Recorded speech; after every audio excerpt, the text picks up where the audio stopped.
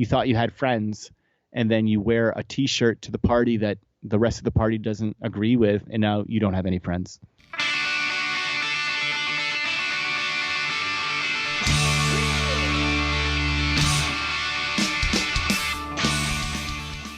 Welcome, everyone, to This Was The Scene, the podcast that takes a look back at the late 90s, early 2000 punk scene. I am your host, Mike Doyle. Big D and the Kids Table is a ska-punk band formed in October 1995 in Boston, Massachusetts, when its members converged in college. I think I shouldn't have broken that up the way I did, but whatever. Their first release was on their own Fork in Hand Records label, but have since teamed with Springman Records and SideOneDummy. The band has been noted for its strict DIY work ethic, such as engineering, producing, and releasing their own albums and videos, and self-promotion of their own shows. They have played with bands such as the Mighty Mighty Bosstones, Dropkick Murphys, Rancid, Alexis on Fire, or Alex is on Fire. I think it's Alexis on Fire. And they just did a tour with Real Big Fish before everything shut down. So David said that was a lot of fun, especially being fun because he was out of his house. Thank you to Michael Catania, or Catania. Mike, I don't know how to say your last name, dude. I don't know how to say anyone's last name properly. Hopefully one of those is correct. But thank you again for the intro, man. I really appreciate it. And David was super awesome to talk to. So luckily I got him on the Skype, and this is what we chatted about. Having to stop recording a new record, his theory on why people stop liking newer albums from older bands, Sugar Ray, playing the full Op Ivy set, At the Drive-In, our love for Taylor Swift, having a hard time fitting in, 2 Hep Records, and a ton more. I'm going to keep this intro quick because I know you guys want to jump into it. But real quick, next Friday, there is going to be part 2 or volume 2 of Quarantunes, which was a live event that Jay Vix put on a couple weeks ago in the North Jersey Pop Punk 1994 to 2002 Facebook group. We are going to be opening up the group on that Friday for new people who want to go in just to listen. So it's going to be a live stream only in that group. So if you want to check it out, go to that Facebook group. And it starts at 8 o'clock, and Jay runs a pretty tight ship, so everyone gets 20 minutes to do a set. And the people that are going to be playing are Sam Macy from High Strung, Dave Flores from Taxi Cab Samurais, Josh Balhemus from Right Turn Eddie, Tom Kiger from Face First / Houston Calls. I am going to be playing a set of Lane Meyer songs and Arcade Academy songs, which is the band I did after Lane Meyer. Heath from Midtown, or Heath Saraceno, he's going to be playing some Midtown and Census Fail songs. And Dave Weston is going to be closing the show doing Weston songs. So I'm really excited for this. Everyone has a 20-minute set each. They're playing a set in their house, and it's a really awesome time. And I think the last one was like 3 hours long or whatever, and it was fucking blast. So grab some beers, grab some bourbon, grab some water if you don't drink. Just put your computer out or stream it on your TV, whatever. It's a blast, and you're going to really enjoy it. Again, next Friday, April 24th at 8 p.m. it starts, the North Jersey Pop Punk 1994 to 2002 group. That is it. If you want to support the podcast, you can go to thiswasthescene.com. You can become a Patreon for $1 a month. You can donate one time for whatever you want. You can also buy merch. And if you haven't seen it, I have the Morris County Adult Crew merch up. It's in t-shirts and hoodies. And that's it. Also check out my webcomic if you get a chance to. It's yourdailybread.com, or you go to Instagram and just look up Your Daily Bread, even though the comic is called Daily Bread. Feel free to subscribe, leave a review, and share this with anyone who would love some punk rock nostalgia. With that said, let's get started. You're in Massachusetts now, right? I'm a Massachusetts guy. Most of my business and my life has been in Massachusetts, but my wife and I a couple years ago moved to a small little cabin in the woods of Pelham, New Hampshire. And that's right on the border of Lowell, Mass. So it's one of those things where it's if you go get groceries, you're in New Hampshire, but if you go get gas or beer, you're in Massachusetts. So I'm holding on to the line of being a Massachusetts person. Yeah, I know that very well. We played, my old band played Lowell a couple times. Or we played there when we first went on our first tour, we played in Lowell, and it was one of the best shows. And we didn't realize it was such a beat up town until later on. But I know that area. My family is from Lynn, so I've been to Massachusetts. Yeah. My mom's from Lynn. Oh, is she really? Yeah. Oh. And a lot of my cousins all live in Lynn still. No shit. My cousins, my aunt and uncle still live in Lynn. They live in Lynnfield, and my cousin Shannon, she lives right where there's a circle or a rotary where you get off of shit, like not it's 128. 128, and it's like there's a Rotary going into Lynn, and there's a Dunkin' Donuts on Oh it. yeah. Well, yeah. Yeah. It's funny because I'm honestly going, yeah, I think I know what you're talking about. But if you're a Massachusetts person and you say 128 a Dunkin' Donuts and a Rotary, it could be It could be a fucking, like, it could be the yeah. entire goddamn state, basically. It sounds like I'm making it up, but I was with you. I was like, yeah, I do think I know the one you're talking about. And the only other thing that I would add is a McDonald's, but like that's not something to add because it's like, Yeah. it's like saying a Subway. It's got to be a Dunks. Yeah, yeah. So yeah, I think I generally know what you're talking about. Yeah, but I mean, I just know that whole area just from growing up there, and I have a lot of friends who are a really good friend. She's from Nashua, and she lives up in. But anyway, so we. No, I really like being in the New Hampshire area now. I mean, we finally kind of like done some New Hampshire stuff, like meaning just going out. Like we're kind of just fixing the house and getting it ready to live in and stuff. And then I met some bands like there's a band Secret Spirit from New Hampshire, and so yeah, there's good. Lowell has a really good scene, and New Hampshire has a really good scene. Do you still go to shows? Like, do you still go to local shows when you can? Like not like the same way when I could walk to them, if you know what I mean. That was my favorite. I mean, the best part of life, which everyone should try to do, is be walking distance from a club that you go to. I mean, there's nothing better than being like, yeah, I'm just gonna walk over, and then yeah, I'm just gonna walk home. So not as much as when I was there, no, but being someone who is in a band, all my friends are in bands, so I find myself at shows. Do you know what I mean? Yo, totally. Yeah, I Yeah. mean, I live in Raleigh now, and I'm in walking distance of like 5 venues, basically. Maybe not 5, but like I'm about 2 blocks from. Did you guys ever play Kings? Did you ever get? Have you guys played Raleigh in the many years of being in the band? I think all my friends that have been in bands with me are like, oh, you're asking Dave the venue. Like, I never remember the venue name, so I probably have, but Okay. like they all start to like. There's always called like the Foundation Room or the Boiling Room. Like Yeah. I don't really have a memory of. So what are the ones? Kings sounds familiar, but what was the other one? Well, I mean, do you remember if you played cities? Do you Oh remember yeah. the cities you played? Okay. Well. Here's the thing.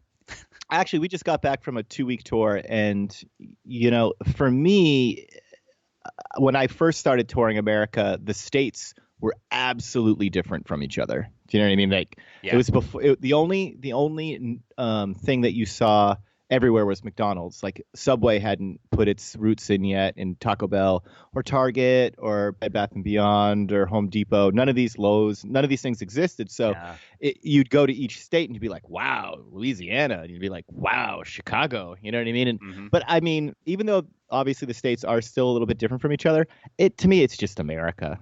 Do you know what I mean? It's just like you're in America. It's the same thing.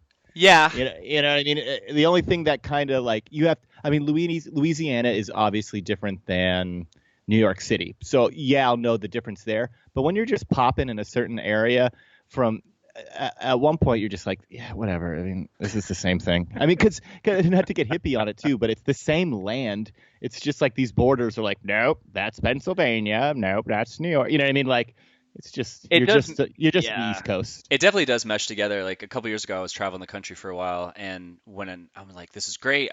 I literally did a giant circle I went Jersey down to like, what the fuck was that? Florida, Bama, what the fuck is Yeah. that shit? It was someone told me, and I thought they were joking. I was like, wait, you gotta be kidding! Like, no, this is real. I think they made like a reality TV show or some shit. Yeah, out yeah, there. yeah. And No, then like from there all the way across to Southern California and then up to Portland, and I drove across. So it was like 7 months doing that.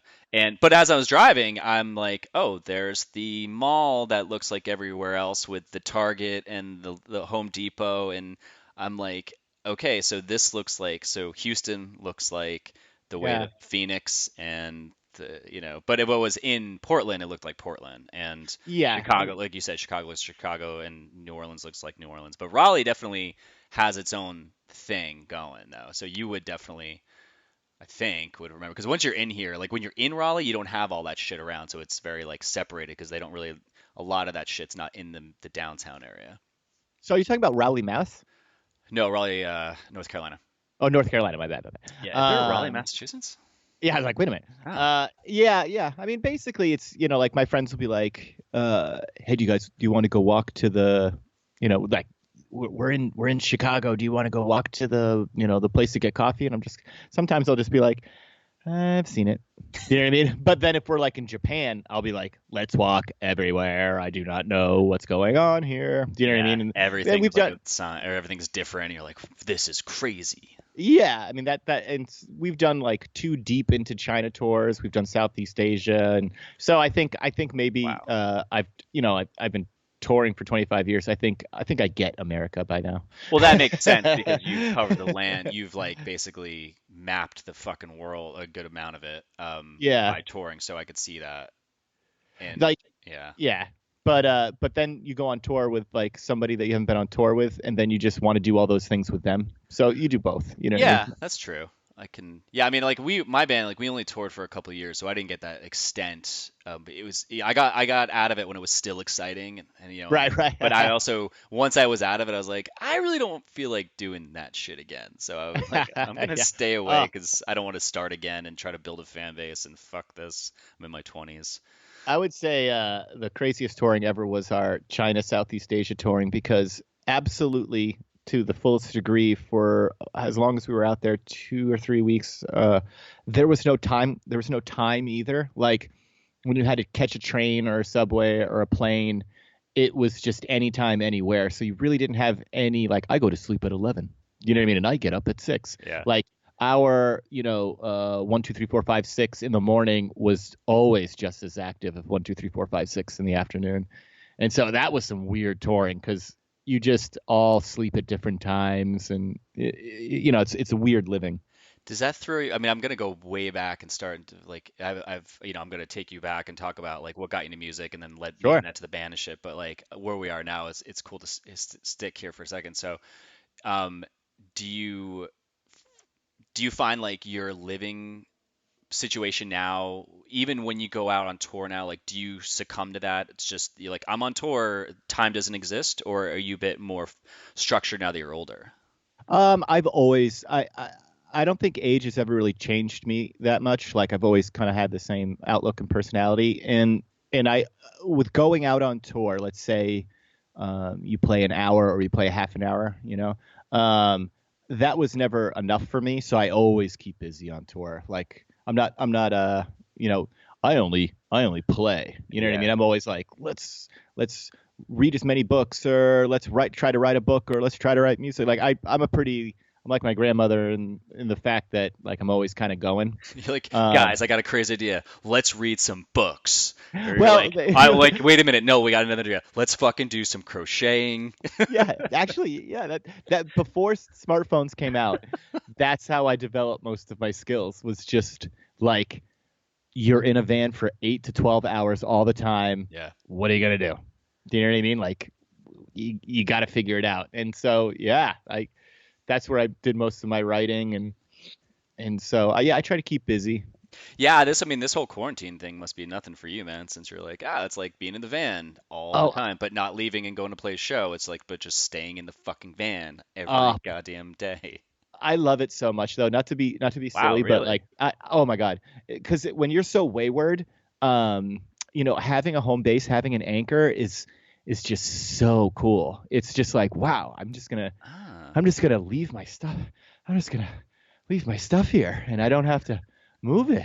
And so it's like, there was this one moment on tour where I remember we were on tour for a very long time, and I wonder if any musician out there will connect with this. And you see these people from all these different places, like a guy and a girl are going out and they're going to go see the show, and you're the show, and they're having such a great time, and they've been going out for like 2 years, and they want to meet you and all these things. And slowly I was like, man, I want to be on the other side of this. I want to go with my wife, girlfriend at the time. I want to go to a show with, I started to want the other side of the touring life. And so then, once my wife and I got married and we, moved to the woods, I'm like, yes, I have a house. I have, you know what I mean? Like, yeah, I'm allowed to, wayward was my whole life, and I still love it. It's still an addiction, and I always want to go.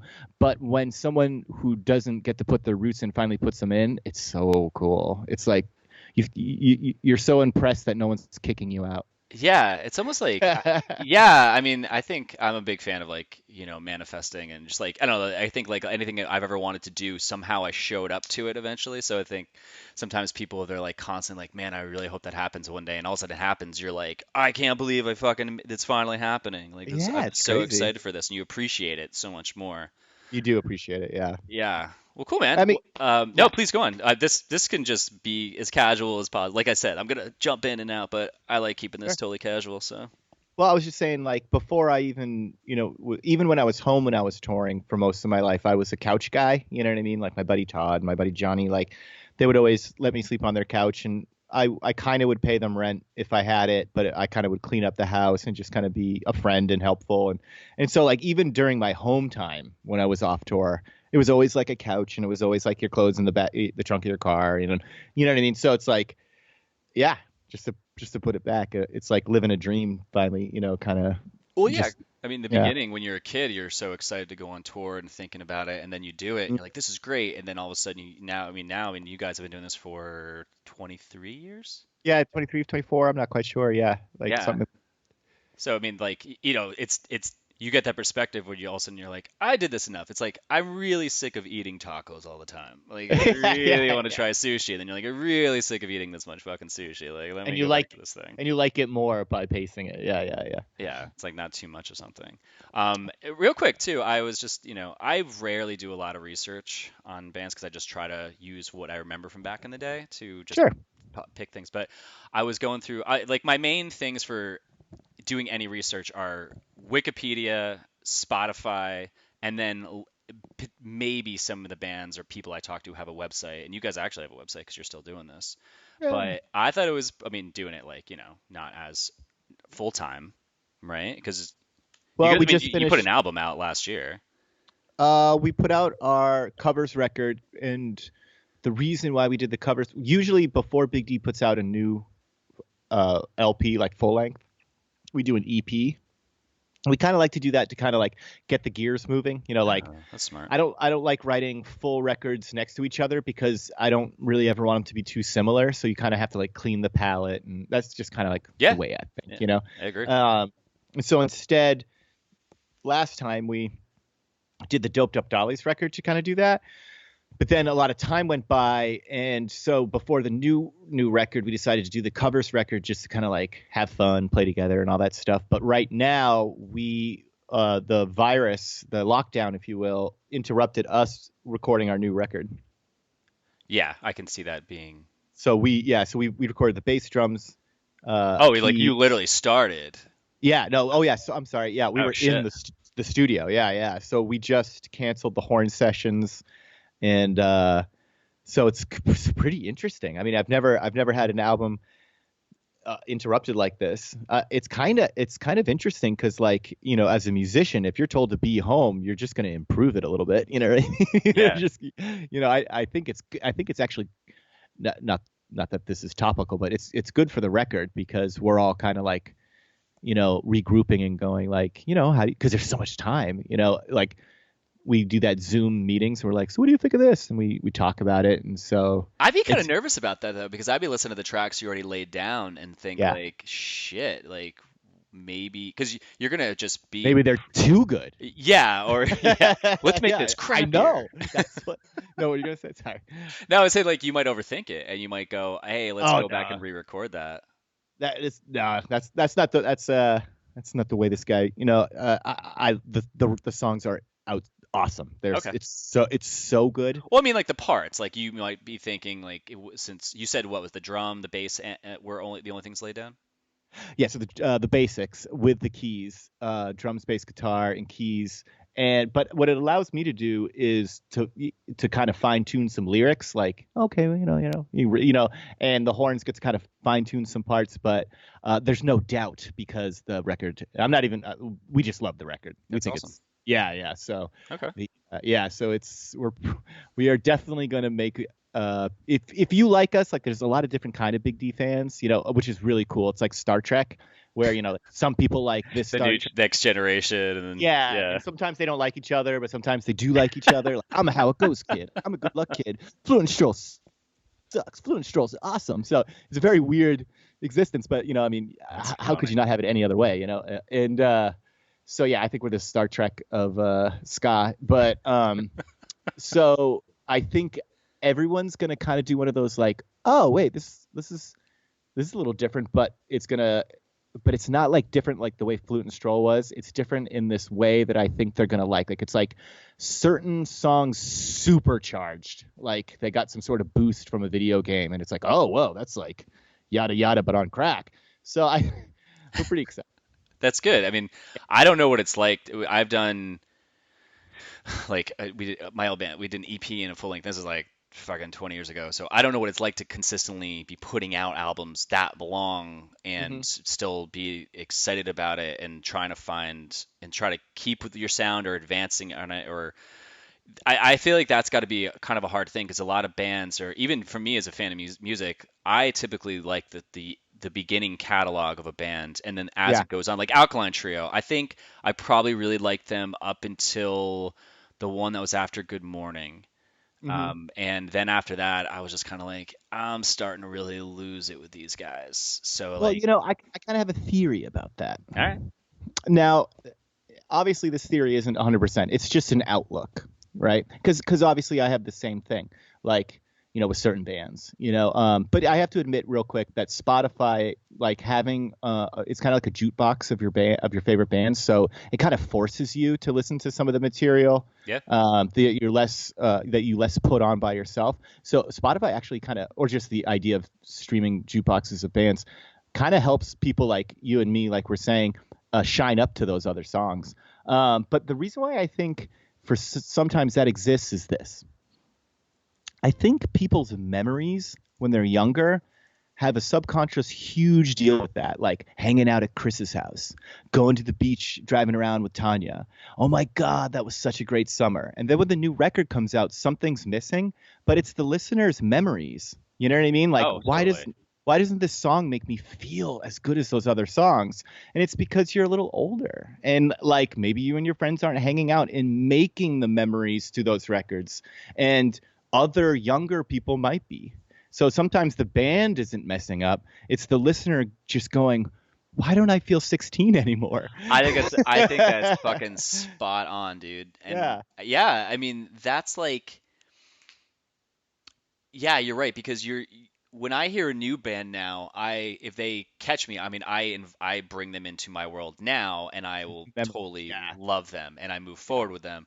But when I am listening to a band from back, like even Face to Face, when they put out their latest record, I forget when it was, like last year. I think it was last year or 2 years ago, whatever the fuck it was. But I won't really give them that much effort to listen to it. But there was one really great song on that record, and I'm on Spotify, I can't find it.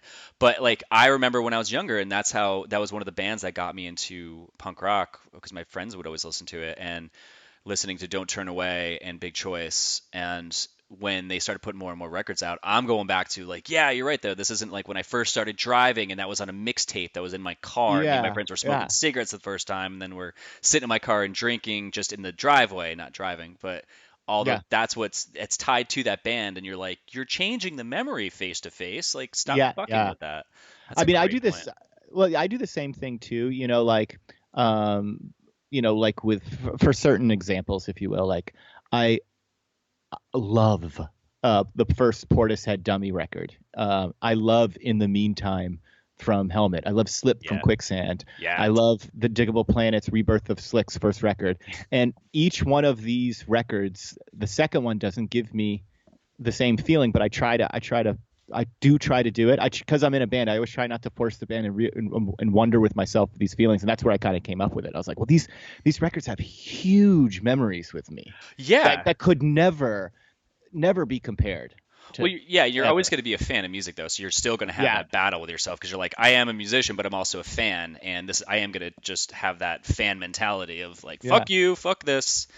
Well, they're like teddy bear records. We all have like teddy bear records that like you just want to like grab and squeeze, and they're the only ones that get you. Yeah, that's a good metaphor.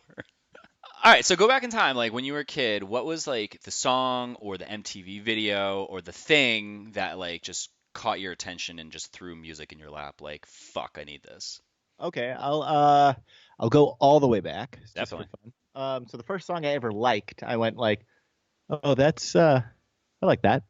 Was Down on the Corner from Creedence, I believe. Okay. Obviously, and I was like, oh, that's a good song. And then the first guy or the first artist that I was ever like, oh, that's that guy's cooler than everybody else. Was Tom Petty. The first band I ever like really got into was Iron Maiden.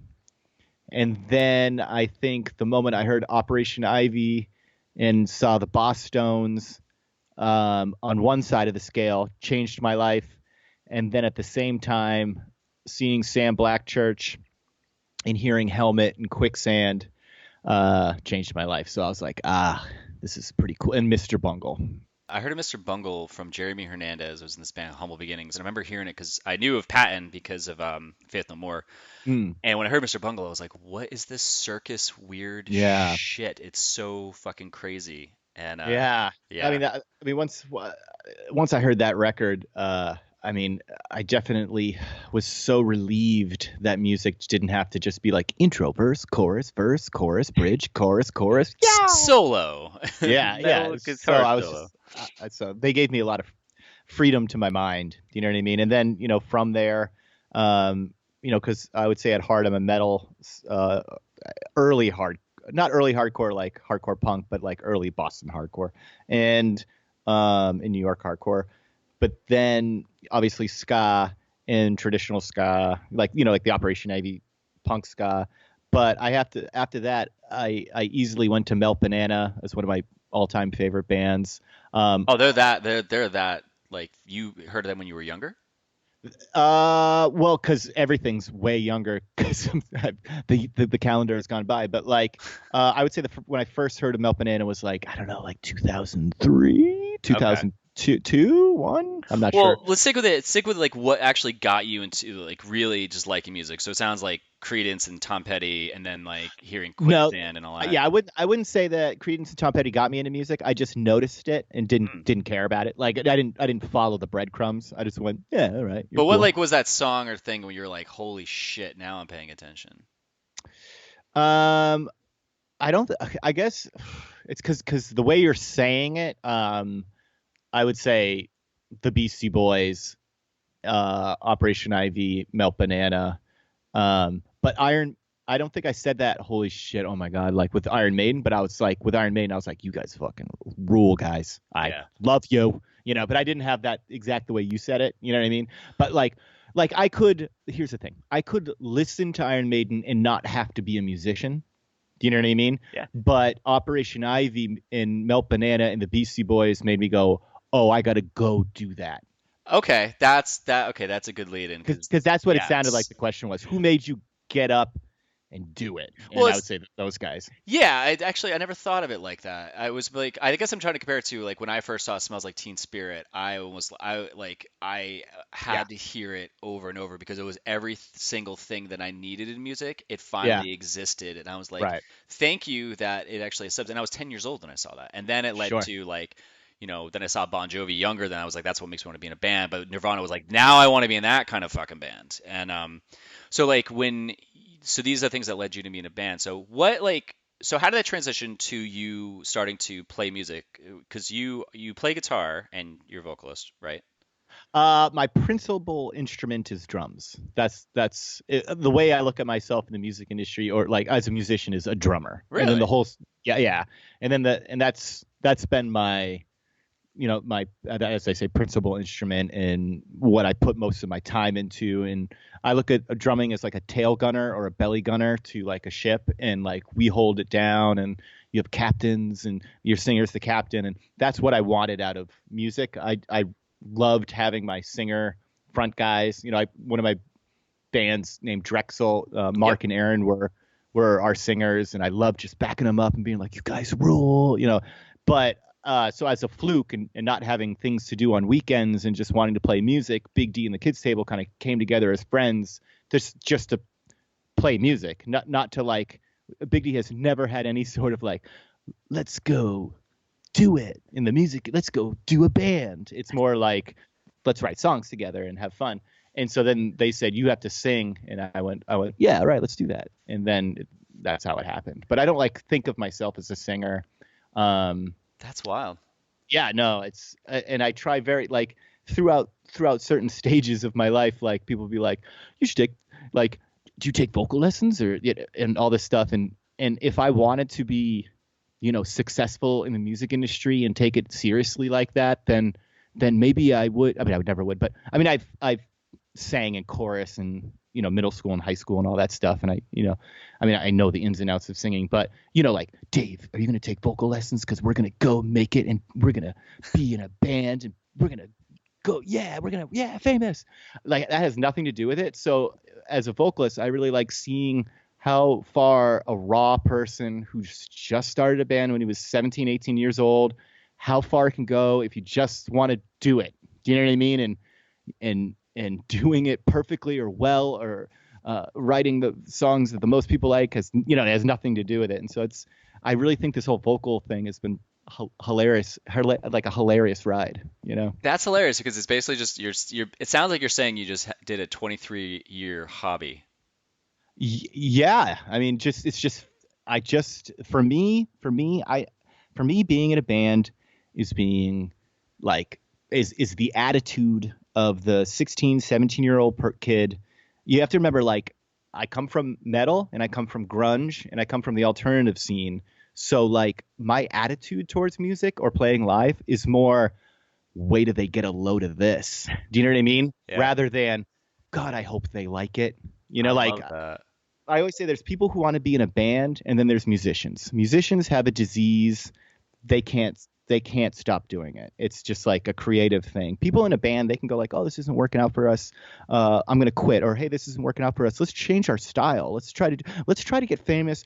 How do you get famous? Like, how do they're trying to do it like a business plan. But yeah, that has nothing to do with me. Do you know what I mean? I applaud it. I have colleagues who do it, but it has nothing to do with my life story. My life story is that same idea of just trying to write songs either people hate or makes them go, well, sorry, not to go on a tangent, but no, please. This is a podcast of like limited time, so if you have time, talk all the fuck you want, man. Well, it's just I've kind of been observing, and it's like there's people who write sugar because everybody likes sugar, and I like sugar, and you like sugar, and everybody likes sugar. But then there's people who write hot sauce, and not everybody likes hot sauce. And sometimes when you try hot sauce for the first time, you don't like it, and it kind of takes a little while to get used to. But if you keep doing it, eventually you're like, man, I can't have grilled cheese. I will not eat grilled cheese if there's no hot sauce. I will not have this. I will not eat it unless there's hot sauce. And we're like a hot sauce band. Do you know what I mean? And it's not for everybody. We're never going to put too much sugar into it. And it might make you, first time you taste it, you're not going to like it. But you know what I mean? So that's just how we approach it. And I think a lot of bands used to have that attitude, but it's not so much these days, You've put out several books and poetry, from what I've researched, which is correct. Yeah. And yes, the way that you articulate definitely matches that, because there's certain people, someone who's a writer, it's like you have thoughts that you need to get out there and you need to just express, not because there might be people who really want other people to get it, but there's other people who would they're just like, this is just the way it's sitting in my brain and I have to just put it out and also formulate it where it paints a picture and it makes me feel like I'm expressing it correctly. So yeah, every single thing you're doing when you have your theories on stuff, it totally goes right. It just connects so well to both of those things. Well, yeah, I mean, like, the reason the book thing exists is because it was before smartphones, and because also I just had like you said, thoughts and ideas that don't really go in a Big D song. Do you know what I mean? Yeah. Like it's just inappropriate. Like then you might like this. Like when musicians get together and write songs, sometimes it's important to write like what the menu is. And what I mean is, like, what's the cuisine? Right. You know what I mean? Like, are we writing a French cuisine? Because you want to sometimes have that idea. So like if your guitar player comes over to you with a lasagna and it's so yummy and it's made, I mean, it's the most beautiful lasagna you've ever seen, but shit, we're writing a French cuisine, man. And so we can't put it on the menu. Do you know what I mean? Like, yeah. It has So has the blend, has the ingredients all have to mix together. You're gonna have this like yeah, on a stew of record. shit. Yeah, Right. yeah. Then you sound But like you know, fucking Sugar Ray, where you're like, we're gonna be a giant piece of crap through this entire record. I don't know. I don't know. But I do know that Sugar Ray had that heavy metal record for a second, Well, right? it's like that's when they started. They were the one Center who, Stage, yeah, right? like when they started, Yeah. they were like, what are the songs that are gonna get us fucking famous? So let's throw all that together, and then it just happened to hit, and they were like, oh, let's go in this direction and get rid of the metal side, or So do you know that metal record? Am I right with saying guitar center stage? Isn't that what's said on the record? Do you know? I just remember that Big Machine song that they Yeah, Big had. Machine. Yeah. Yeah, like Big Machine. Yeah. This is fucking lame. I was in Orlando and we were driving around with a girl from Orlando that was like taking the band somewhere, and she played that, and so I know what you're talking about. Yeah, it was. It wasn't. It was before they found the hits, and they're like, "Oh, finally we found the moneymaker. Let's go there." Which is like, God bless them, they did it. But yeah, you're right. It's like some records where I've never heard of records where they were trying to try all these things, and if it was the tone of the band, and that's what their mindset was, and that's what their mission was, you're like, that falls in line with this. But they're like, we're just kind of throwing shit against the wall until someone Sure. fucking gives us money to keep doing this. And you're like, oh, I can sense your inauthenticity here. It's Sure, great. I won't go there, but I will say I'll go there. that well, like, no, like you can, like, for me, like like when dogs bark at each other or squirrels bark at each other, like I'll put down a band, you know what I mean? If I have something to put down about, but like I don't like, being a bad dog and barking at another dog, you know what I mean? Or being a bad squirrel. But don't get me wrong, I will say what I just said and then I'll totally go off. So it's kind of hypocritical, but I will say that Sugar Ray, I believe, with their hits, the like woke up at morning with the Halo stuff, the songs. Yeah, every morning. I think they really made the new formula of how to write pop songs at that moment, and everyone went, oh, that's how you do it. Like every 4 bars, there was kind of a new scene change. Mm-hmm. Every 4 bars was a new like hook. I think they made the Industrial Revolution like factory schematics that even today it's changed. People have built on it and changed it, but I think they really said like, this is how you motherfucking do it. Do you know what I mean? Well, that was do you want everybody to love your song? Yeah. Just do this. Well, I mean, that was like the early 90s or the late 90s when all that stuff came out, and we're gonna pivot back in, but there was this weird thing that pop was across the board. It was in rock bands and pop, and then like boy bands. So it was all like who was gonna get to the top of TRL, and there was this. Yeah, it was like I wouldn't say metal bands. I don't really know any metal bands that were poppy then, but like that I know harder. time. Yeah. Yeah, but Sugar Ray, like there was those bands it was all digestible in that era. Well, they started to do that thing where they would say the lyrics in 3-word chunks. Do da da. Pause. Dee dee dee do. Da da da. Like there was this new way of presenting the listener little teeny words to follow along, kind of like the bouncing ball. Yeah. And it's Bo Burnham, the comedian from Hamilton, Massachusetts. Oh my God, I love him. It's so amazing. He has a lot of funny musical bits about repeat stuff, how to make adult kid songs. I'm not saying that Sugar Ray writes adult kid songs, because that's just not what I'm saying. But I'm saying there's a reason why kid songs work, and there's a way to make adults list. It's sugar. Yeah, exactly. It's easy. It's not. It is not like a lot of effort into it going in your brain and sitting there for 2 minutes or 3 minutes. Yeah, I mean everybody likes a McDonald's hamburger every once in a while. And that's the sugar of hamburgers. Like if aliens came down and said, "Give us your best hamburger," you know what I mean? It wouldn't necessarily be a McDonald's hamburger, but probably McDonald's hamburgers have sold the most. But it doesn't mean it's the best burger on the United States. Oh, sorry, in the planet Earth. Right. Do you know what I mean? So it's just one of those things where it's gobbable. Well, it's almost like you had the hot sauce reference. Do you watch Hot Ones at all?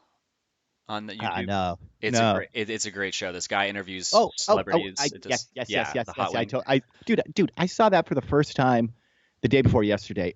If it wasn't yesterday, That's so funny. Really? Yeah, Yeah. it's been around for years, but Ricky Gervais. I saw Ricky Gervais do it. yeah, it's fucking I love that fucking show. But Yeah, like it was awesome. I'm thinking like, going to your reference of hot sauce. It's like Mm. there's the McDonald's reference, sure, but then there's like Mr. Bungle is like the 3 million Scoville where not a lot of people are going to eat that wing, but the Right. ones that do, they really fucking want it and they're going to stay there. So it's not going to be as digestible to other people because they're like, this is too much. Or yeah, I love that. Or like Mr. Bungle, sometimes you don't have to say it to this point because it's not fully, but sometimes they're a musician's band, but or they're the avant-garde listeners band. The Yeah. people who But what I'm getting at is because their hamburger, they're making a hamburger too, but it's got some crazy stuff on it that that makes some people go like, why would you ever put Captain Crunch on a hamburger, right? And then some people are like, these motherfuckers just put Captain Crunch on a hamburger. You know what I mean? And you're like, these guys are cool. So it's just like different strokes for different folks. You know what I mean? Like, Yeah. So we're all different. So I don't know how I'm gonna like do somehow transition this back to. Yeah, sorry. I think it's great though. So like out of the music that got you into wanting to be in a band. So I remember Drexel. Yeah. I think I texted my drummer today. Like I was in a band called Lanemeyer, and like we played Massachusetts a bunch of times back then, and we loved it there. And Yeah. I could swear that we played a show in like 2000. The name sounds familiar. Yeah, the not saying like yeah you would know the name, but I'm saying Oh yeah, no. no, like but I think we played a show with Drexel because Probably. you guys broke up in '97. Were you still No, doing both bands? no.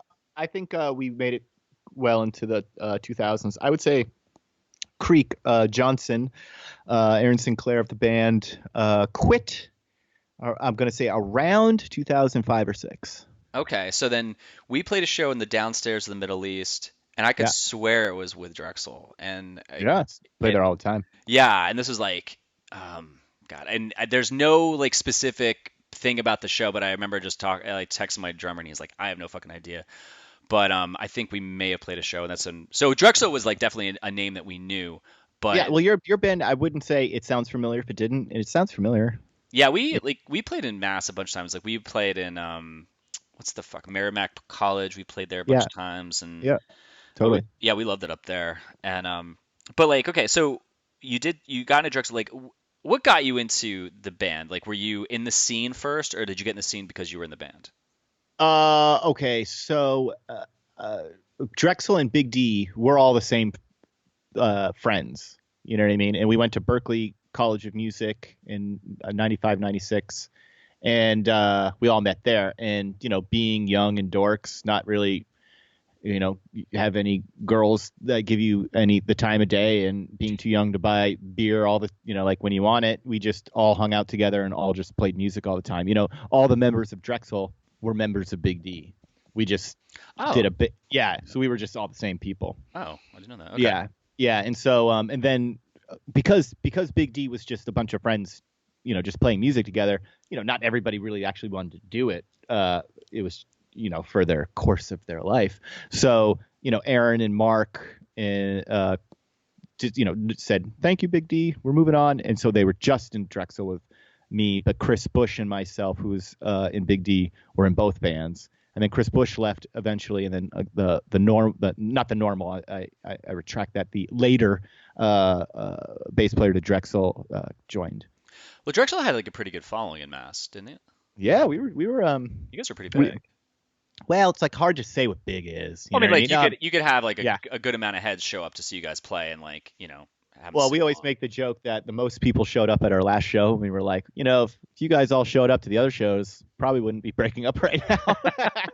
Oh, that's always the case. I talked to Dan from Lifetime, and he was talking about Lifetime, yeah. Yeah, he was like, I was like, didn't it piss you off that like no one got it? He's like, yeah. He's like, and we played our last show as Lifetime, and then we fucking had to do 2 shows in one day because everyone showed up. It's like, well, if you guys would have fucking I agree. Yeah. came around, like this would have been a fucking issue, Yeah. But that's always it. Everyone always wants it when it's like gonna go away. Like, oh, we got to go now. You're like, thanks for fucking caring now. Yeah, we just got an offer. This is a fun conversation because we just got an offer because I just put Drexel stuff on like Bandcamp and Spotify just because a lot of the listeners are just lot of my friends from the old days or today in the old days. So they're like, can you put the stuff up? And I'm like, yeah, okay, I didn't think of that. And so I just put it up, and then a good friend Josh from Four Heads Deep, this band, hit me up and was like, hey, I can promote your show. He does that now, and you guys do a reunion. And we almost did a reunion, but one of us, it's pretty obvious who said no. Why would they say no? Why? So I won't go. I'll go as close. Let's see. As I said at the beginning, I was like, I'm not gonna press you to do anything crazy. If it's like, tell me the gas up, man. No, I mean, I think I live a pretty undramatic life, so it's fine. But knock knock. I think that some of the things he said was, the style is so far from where he is now that he doesn't want to be fully disingenuous with, of where he is now performing that stuff, right? I can see that.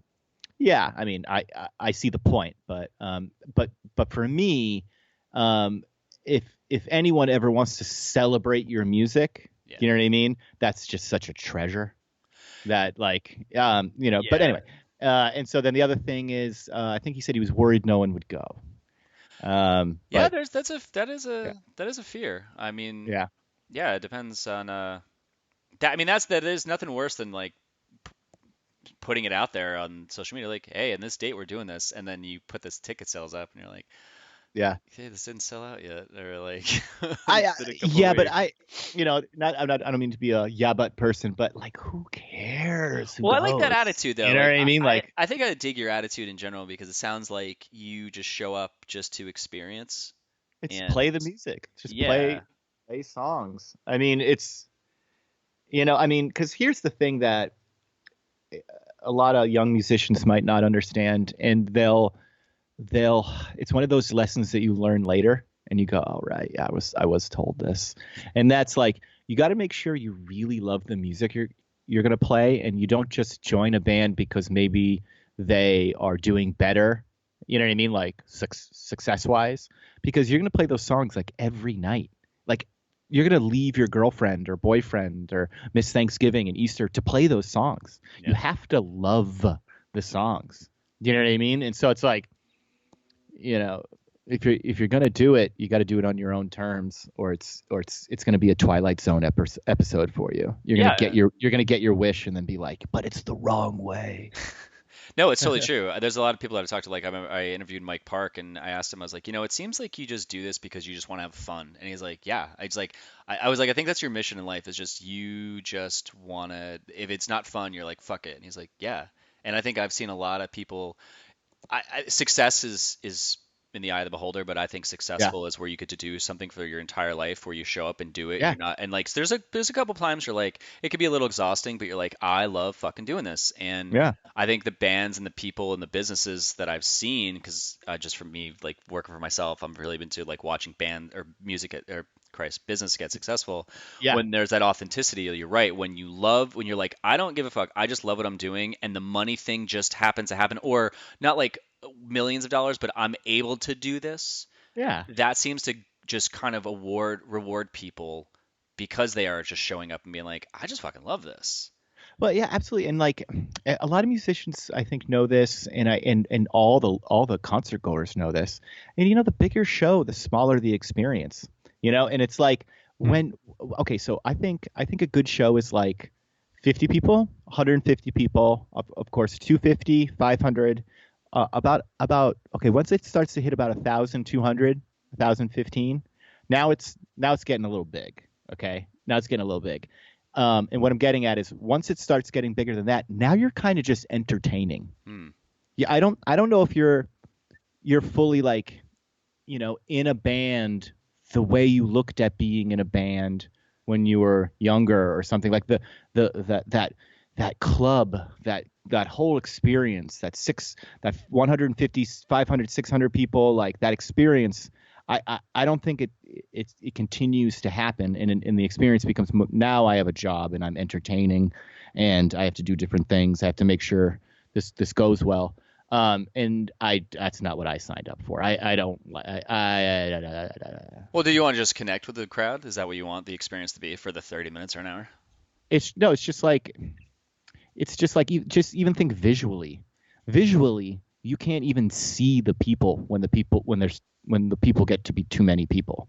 When it's a smaller club, you can see the people. You can see their faces.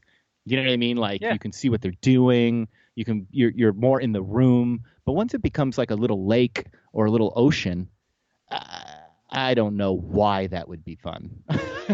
What's like Yeah. the biggest show? I mean, granted, I'm jumping around, but like, what's the biggest show you guys ever played? I think the biggest show we ever played was the Operation Ivy tribute.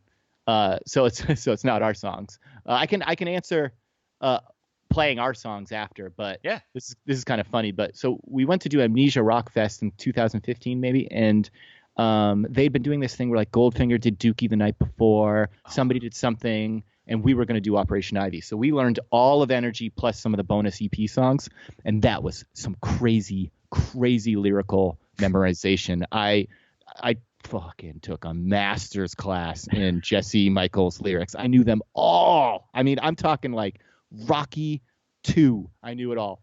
And so I show up to Amnesia and I see Darren, the drummer of Goldfinger, and I go, "Hey, Darren, how's it going?" He's like, "What's up?" I was like, "So you guys did the after party of Dookie, right? Yesterday?" And he's like, "Yeah." And I was like, "How did it go?" Like, because I know festivals and I know after parties, and sometimes nobody goes, or sometimes like 35 people go. After parties at festivals aren't necessarily like, or maybe like 100 people go, but everyone's drunk as a skunk, and it's an after party, like whatever. So I'm picturing we're gonna play some kind of like a nook in a bar, and it's the after party. And I go, "So how many people show up to that? Like 25, like 50? Does anyone go?" And he touches my left shoulder and he goes, "Oh, you don't know?" And I'm like, "What?" And he's like, "Oh no, dude. Like everyone here's gonna watch it." And I was like, "Oh." And so like we've been preparing for this performance for a while, thinking it the whole time it was gonna be in this like behind the arcade. And so then a System of the Down is playing, and there's nothing funnier than we're supposed to start at 1:30 and it's like 1:45, and I'm kind of like looking at System of the Down going, "Come on, guys, it's getting late." like You're come just on. you're like pointing at your watch and Yeah. looking at him, going, Yeah. Having an honest feeling in your inside of you going, "Hey, you guys are going over System of the Down. I got some shit to do here." Right. But then as Murphy's Law, the law, not the band, exists, the stage manager goes, "All the monitors are broken. We're going to cancel the after show." And we're like, "Listen here, motherfucker. I did not learn all these lyrics. Did not play Energy." And so we performed, and there was nothing on stage to hear us. It was all cymbals and guitar. But we did it when we played it, and it was I feel very almost guilty that I got to live my 16-year-old self's life dream of playing, for a little while. I got to pretend I was Jesse Michaels, and Lint was there, and he sang some songs with us, and then the Suicide Machines were there, and holy shit. yeah, everyone was watching from the stage like a proper Madball show, and it was just Wow. it was just crazy. Wait, was this the video that's on your website? Yeah, we just kind of got it together like how many years later? Like 5 years later, we got it together. That's because I played that. I was watching that, and there was a sea of people there. So when you said, playing to people, I'm looking at this thing. I didn't realize that this was that show. And Yeah. I mean, there is a shit ton of Crazy. fucking people. It's insane. Yeah. So I'm looking at this going, wow, this is like these guys, like this is their life as a band. That's crazy. It looks like the Unsully has showed up to kill us, like from Game of Thrones. You know what I mean? It's like it looks like a war. It's like, why are you guys all here? And that was an after party? Well, it's like they sold it. They said after party, but they didn't say that you'd go on. It's basically headlining the show. Obviously, System of the Down headlined the show. Yeah. The paychecks can prove that. But like, we were on after them, so they opened up for us. That's crazy. Yeah, and they were pretty good. And this is 1:45 a.m. Yeah, yeah. Okay, I was a little And we had confused already there. played. Oh yeah, my bad. So we had already played at like 3 p.m. earlier that day, and so then we did that at just like we watched Rancid play and had a good time, and then you want to hear a funny quick story about? Absolutely. So excuse me. So Slapshot's playing. Slapshot is the best, and they're playing around 4 maybe, and I'm watching with this guy that's kind of dressed like Beck. He kind of looks like Beck. And I'm like, this concert goer's got a keen fashion style, and we're just watching like on the steps. It's a very small stage. It's the same stage that Big D played earlier, and in like there's a good turnout, but we're talking like 100 and something 50 people. And me and this guy are looking at each other, and we're just like we kind of feel this kinship of like we're the smartest people here because we're watching Slapshot. You know what I mean? We're having that kind of like Iron Maiden connection. Like, you like Iron Maiden? Yeah. You like Iron Maiden? Yeah. Well, we're best friends. And so we're watching, and then I found out later it was the singer to Refused. Whoa! And I love Dennis? Refused. Yeah, I guess. Holy shit! I love that fucking band. So that's really good for me because I'm the type of person that if I had known it was him, I would have been like, I'm not looking over that. That's too cool. You know what I mean? Like, you know what I mean? Oh, like, fuck yeah. So I'm glad I didn't know, because I was like, yeah, that was a real fun time hanging out with that really clutch dude. And then later I find out. He does look like Beck. Yeah, he totally looked like Beck. I thought I was like, is that Beck? But that's that guy.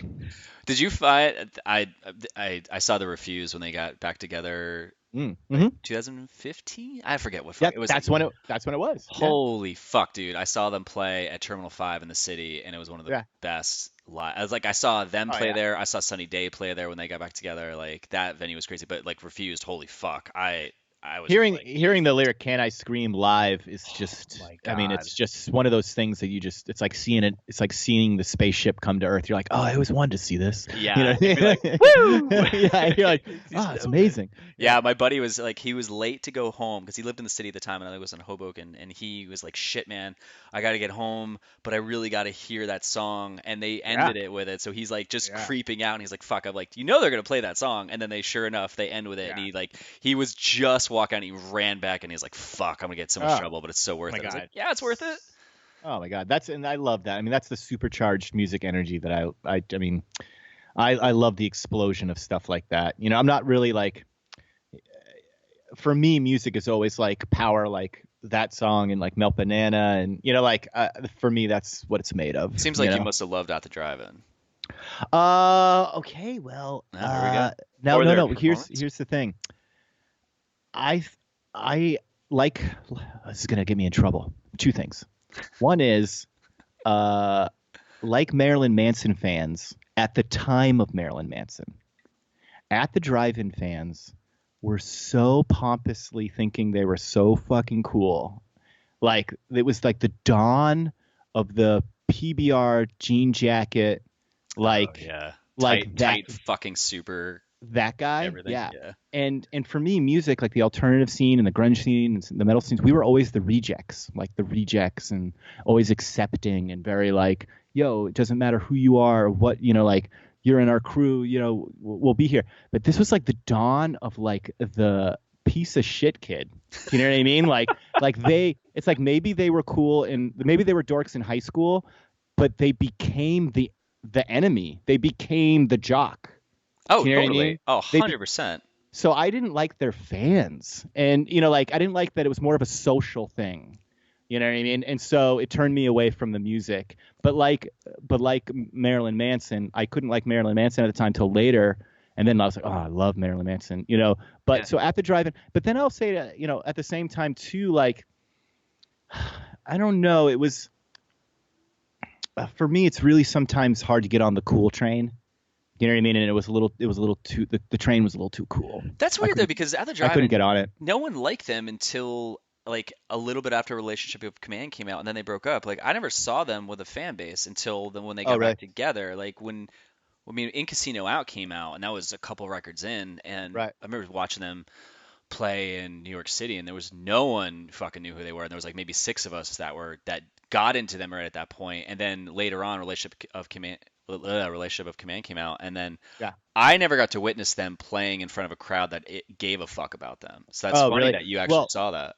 Well, two things then. I have to say this. One, the music is amazing and everything they're doing is incredible. Like sometimes you can look at something, you can look at a piece of art and really love it and just not hang it in your house. That doesn't mean you know what I mean? You just don't hang it in your house. That doesn't mean you don't like, you're against it. But I also am remembering these feelings with like a 24-year-old's heart. Do you know what I mean? Yeah, so it's absolutely. like Kind of goes back to our conversation earlier, where like there's certain things where you attach to a band based on your younger self. Well, but with this memory and like some of my my full 360 of Real Big Fish, which I can tell you whatever. It's always a funny thing. Like sometimes when you're that young, you're doing that whole like Americans do this. And this is an example of me being this way. Americans kind of go like this. Yo, I listen to this. And I do not listen to that. Do you know what I mean? Oh yeah, absolutely. And it's like our music is our character definer, and then it can be so subgenre. You like early Metallica, but you don't like early Megadeth, dude. That motherfucker was in Metallica. So we're so ridiculous. But sometimes, I'm not saying all the time, but sometimes outside the United States, people just like music. Doesn't have to be so important. So when I bring up how I felt about At the Drive-In Then, I think I was just being that like, it's probably just you're being American. I was just being like a chirpity little squirrel. Obviously, they write amazing music that's so supercharged and awesome. But I think I was just young and being like, man, all those fans are just fucking, think they're so cool. Well, it's funny, like even now when I'm talking about music, 'cause I was that way when I was younger. I was like, I like this style, and that was like, this is crap. I don't listen to that shit. Right. But as I got older, I was like, you know what? I actually like the other day I posted something. I was like, I saw the Taylor Swift doc. Oh my God, I was just about to interrupt you and talk about go it's ahead. So fucking great, and it's amazing, and I like her in general as from what I see. I don't know her as a fucking person, but I love the way that she treats her fans. I love the cool shit she does. Her songs are fucking catchy as fuck, and I also think she's hot. And so I said that, and my buddy was like, "Oh, Team Kanye," and but it's like as I'm saying these things, even as an adult, I'm 40 fucking years old, right. I'm going, you know what? I like Taylor Swift. It's like I have to announce it instead of just being like, I just fucking like it. I don't know. It's like I'm taking a fucking stand. I'm allowed to like this shit. Taylor Swift is my number one. It started with Shake It Off. Yeah. Taylor Swift is my number one. I got to get over this fucking shit, right? Yeah. Because this is, I love that you brought her up because I was just about to bring her up, and that's this.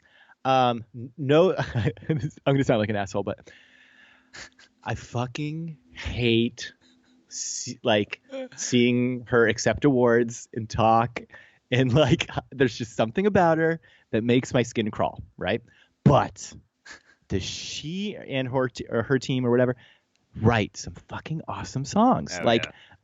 The Shake It Off is an amazing song, and then there's like two others that I think are just outstanding, like that Dome, are you dead at the and the Dark Age? That's a great song. And then there's a couple other ones, right?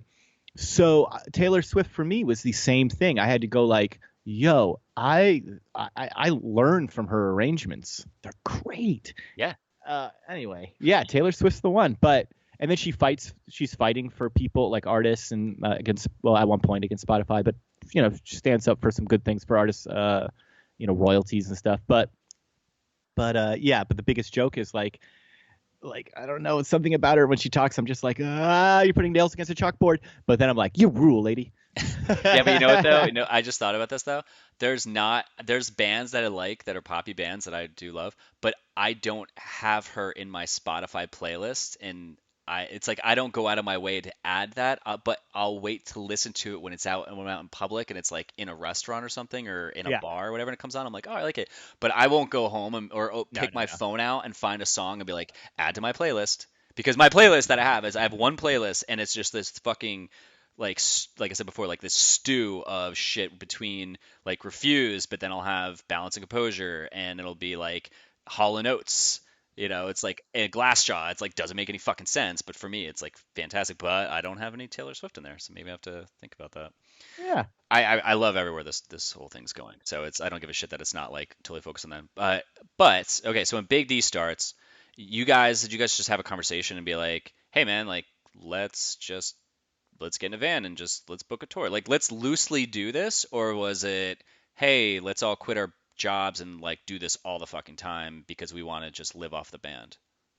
Oh, a big okay. So there was no like economical thing ever tied to the Big D members. I don't think like it's really weird for people to hear this, but it's like I don't think Big D members were paid to do anything for at least the first 10 years. Wait, like you guys didn't take any, like you didn't get back from tour and go, okay, here's your cut, here's your cut, here's your cut. So I would say an insane amount of the tours, absolutely not, because none of the like we looked at it as like all of us wouldn't be able to go do these things on our own anyway. So it's like if I gave you a plane ticket and said, this whole thing, I just got you a trip around the world. You're not getting paid to go on your trip around the world. Do you want to go? You go, yeah. We just tried to have a thing where like maybe that your dinner got paid for by the club, like you have the rider or something and you got a place to sleep. But like, we didn't get paid to do anything. All the money just went into the band to be able to have a band in a van and put out records. But then, of course, we did start to get paid for tours. But I believe the guys would say I'm spot on with like, we would do a 2-month Warped Tour and just give each other $500. Wow. Yeah, I mean, it was like we're a ska band. I mean, you gotta pay for it somehow. It's just a different mentality now. Like people just don't even. It's shocking because it's a very capitalism and the Paris Hilton model. It's just the branding thing is just so. We just live by it now that the idea is ridiculous. But no, I don't think. And then even when we did get paid, even like now, we all get paid the same for every gig. It's not much. It's less than a bar. It's less than if you bartended. It's probably what the bar back gets, probably less. We just love music and we love playing. People giving a shit about our music and us getting money in our pocket has nothing to do with the functionality of Big D and the Kids Table. That's so funny because of it's just the irony in how ska was perceived when it started in the late 90s and the ska sucks. It was like they're only in it for the bucks. And it's just funny that, your whole philosophy is completely fucking opposite of that. Not saying like I believe in it now, but as a kid, I totally bought into it. I was like, oh, ska. Like me and my buddy, he was in a ska band, and we'd always fuck with each other. I was like, whatever, you fucking sell out. Again, this is me, Right, yeah. 17 years old with nothing, no responsibility, Right. and all these bullshit punk rock ethics that I had. But yeah, it's funny that like you guys you were like, let's just do this because we get to go around the world and that gets paid for. Okay. I mean, yeah. I mean, it's just one of those things. Like, I think there's a lot of actors that have kind of done things like this, or like where, just picture you yourself or someone, just anyone on the street, right? Pick them up, and then like put them on stage or on tour on Warped Tour or something like that, and like that's how we feel. We're just like, hey, look at this. Look, we're here.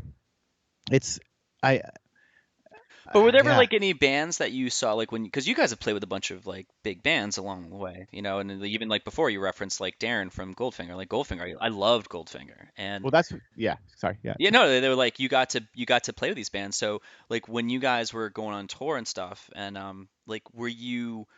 I mean, there has to be a little bit of time where you're because I remember the balance was when you're in a band, there was okay, you're home, someone's booking the tour, you're playing local shows, you're selling merch, so you can at least start the tour off and be able to get gas to get to the first couple shows, but you also have jobs that you have to be able to leave and come back to, or you just say fuck it and you just go and just find another when you come back. So there is a bit of a financial stress, somewhat like underlying, but like when you guys were doing this, like you just were so loose about it the whole time? Was there ever like, okay, well, let's put a little effort in how can we go with these guys, or like we really need to get a good booking agent? Did any of that stuff ever like for the most part, we booked ourselves for most of the time, and then KG from Catch 22 took it for a little while, and then one thing that most of the career we booked it ourselves, Dan and Steve Foote.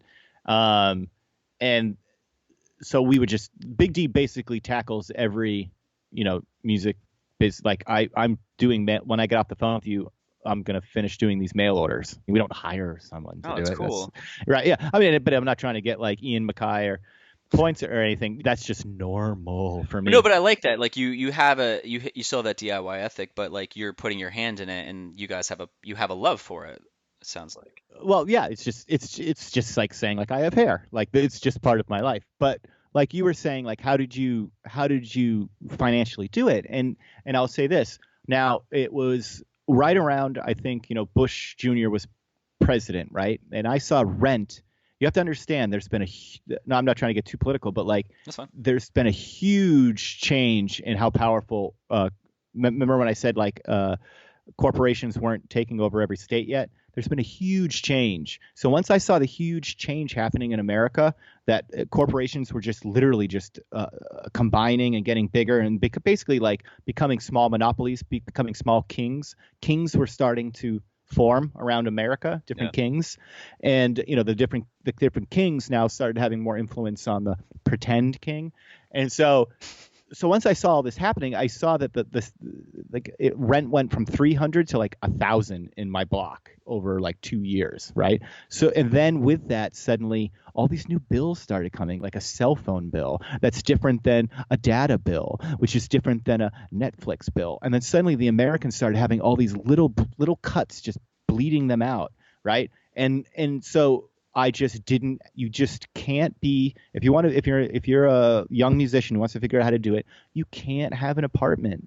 Like you can't have a rent. You can't have rent. You have to live on people's couches, share a room with someone, have a kick-ass boyfriend or girlfriend that's going to take care of you, or go fucking live at home. Like if they'll take you, if you want to go do this, but don't be a consumer. Don't buy extra gear. You need 2 guitars, maybe 1. Stop buying stuff. Like I've never been the DVD buyer, or I mean, I like video games, but I never was the one buying the video game systems. It's like it's just making people poorer and poorer to not be able to go have the small financing backup to go chase their dreams. And so I knew that, and so I was like, every dollar that I'm going to have, it's got to be for food and going on tour. So I was the anti-consumer. I love that. I mean, for even now, like I try to do as many things as possible. Like I'm lucky that I know how to do the creative stuff I want to do. I know that I'm glad that I could do technical stuff like this podcast. Like I know how to edit it and record it and all that shit. But I do get in my own way when I'm like, man, I'd love to go and I don't know, not feel so tied down to my apartment, my rent and shit like that, because there are these other creative things that I want to do, and sometimes I want to give up the business that I created, which is doing freelance business, but I'm like, I can't do it because like these fucking bills. Right, because that's how the system is built that way, so that you have to keep running on the treadmill or your electricity is going to go out. You're creating the electricity. Yeah, and all it is just your own choice to stop and be like, what's the fun thing that I want to do? And it sounds like you knew at a young age, you're like, I want to play fucking music with my buddies and go see the world and the country. So how do I make that happen? Yeah, that was of value to me. Yeah. That's wild that you saw that. Like, how young were you when you kind of actually caught that? I mean, the young punk idea. I mean, literally, the observant idea is when you start as a child. When we start looking at, you're like, that adult's fucked up. That teacher seems to be okay. You're just observing people. So I mean, like all of us, I was just observing it since a very young age. I just didn't lose it when middle school and high school started. Some of us start to lose that really keen instinctual observational skill that children have. I just kept seeing the behavior, and you have to understand too. Like I have dyslexia, so I can't be one of those great people with like a great memory that's like, yeah, whatever. I'll just go into IT, like data processing. I'll just be an IT guy. Like sometimes when you have like dyslexia or something, you have to be a survivalist, and you have to figure out, how am I going to survive in this current society? And what this current society, what ethics are built on this current society? Is it? Well, it's almost like you have that thing constantly in front of you where you can't just put your guard down and just loosely do things. Like you have to work with what you've got. If you're like, I have this thing in front of me, but other people, they don't have that. Yeah. They want to have that. They're like, well, it's comfy now, and then they become like, well, it's easy to just go and work this 9 to 5 job, even though I fucking hate it, but I gotta get these bills, and then I gotta get married, and I gotta have fucking kids, and have a house, like, because that's the path that goes on. Because I think Right. that sometimes people don't have that thing in front of them. It's like if someone's missing a leg, I'm kind of going on like a different weird area, but Well, like when but you have there's to understand something, with my yeah, dyslexia though, like I write better than most people with better. I just spell poorly is basically all it is. I'm a better writer now at this point because I've honed in on a weakness to make it a strength. Do you know what I mean? right, But exactly. but but what's very overconfidence is a killer, and some people who are like just naturally smart, they start to plateau, and then they just kind of go into the system. Well, they're bored. They don't have any Yeah. challenge. They also don't challenge themselves. Yeah, and so I was aware of the system, and then all the music. I mean, all the music I was listening to, from heavy metal to alternative grunge to rap when it was born, and then hip hop later, and then everyone, Rage Against the Machine, and everyone's like, "Fuck the system," and I listened. I was like, I mean, so many people. Usually it's the guy with the tallest mohawk that becomes the accountant. Do you know what I mean? And it's Yeah, like, it's true.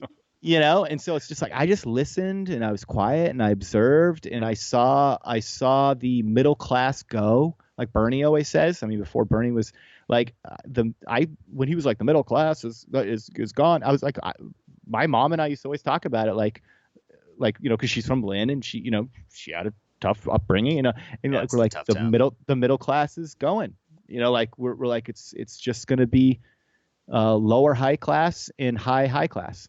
And then also traveling to different countries, right? And then you start to see how the functionality of Germany and the functionality of Australia, and the just when you go on tour enough, you come home and you're like, oof, I'm going back to America.